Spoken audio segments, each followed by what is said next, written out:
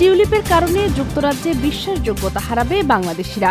বাংলাদেশি বংশোদ্ভূত British labour পার্টির মন্ত্রী টিউলিপ সিদ্দিকের বিরুদ্ধে 4 বিলিয়ন পাউন্ড ঘুষ নেওয়ার অভিযোগের খবর যুক্তরাজ্যের কয়েকটি গণমাধ্যমে প্রকাশিত হয়েছে। এতে ব্রিটেনে বসবাসরত বাংলাদেশি কমিউনিটিতে মিশ্র প্রতিক্রিয়া দেখা দিয়েছে। গত কয়েকদিন ধরেই কমিউনিটির বিভিন্ন পত্রিকা, সভা সমাবেশ ও আচার অনুষ্ঠানে আলোচনার কেন্দ্রবিন্দুতে পরিণত হয়েছে এটি। তারা বলছেন, এতে ব্রিটেনে বাংলাদেশিরা বিশ্বাসযোগ্যতা হারাবে। এটি বাংলাদেশি কমিউনিটির রাজনীতিবিদদের জন্য নেতিবাচক প্রভাব ফেলবে।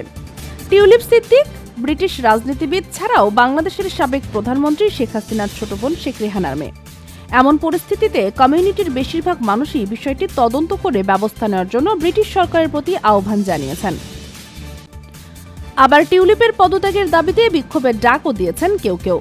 তবে টিউলিপ ভক্তরা বলছেন, এটি বর্তমান সরকারের একটি প্রতিহিংসামূলক অপপ্রচার। যদিও এরই মধ্যে টিউলিপকে জিজ্ঞাসাবাদ করেছে দেশটির মন্ত্রিপরিষদ অফিসের নৈতিকতা বিষয়ক একটি দল। তবে তার আগে ব্রিটিশ প্রধানমন্ত্রী কিয়ের স্টারমার টিউলিপের ওপর আস্থা থাকার কথা ব্যক্ত করেছেন।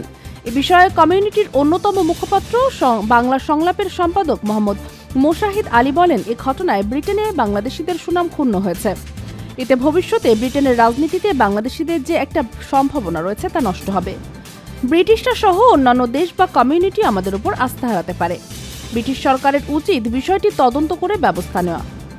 যুক্তরাজ্যের বিএনপি সভাপতি এম এ মালেকও মনে করেন, রূপপুর বিদ্যুৎ প্রকল্পের দুর্নীতির সঙ্গে তার পুরো পরিবার জড়িত। তার বরখাস্ত এখন সময়ের দাবি। টিউলিপের দল লেবার সদস্য ও যুক্তরাজ্য আওয়ামী লীগ নেতা আতিয়ার রসুল কিটন বলেন, এটি একটি মিথ্যা অভিযোগ।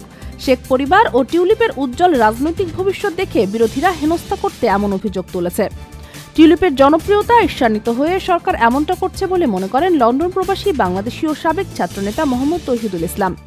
তিনি বলেন, এই অভিযোগ ইউনূস সরকারের একটি প্রতিহিংসা মাত্র।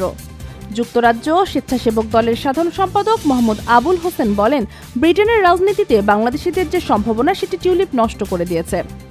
এটি বাংলাদেশি কমিউনিটির অন্য নেতাদের রাজনীতির মাঠে নেতিবাচক প্রভাব পড়বে। এ চুক্তি থেকে টিউলিপ রুশ কর্মকর্তাদের সঙ্গে যোগসাজশে 4 বিলিয়ন পাউন্ড ঘুষ হিসাবে গ্রহণ করেছেন। এত কিছুর পর টিউলিপ সিদ্দিকের মন্ত্রীপদে থাকা নিয়ে বেশ কিছু প্রশ্ন উঠেছে।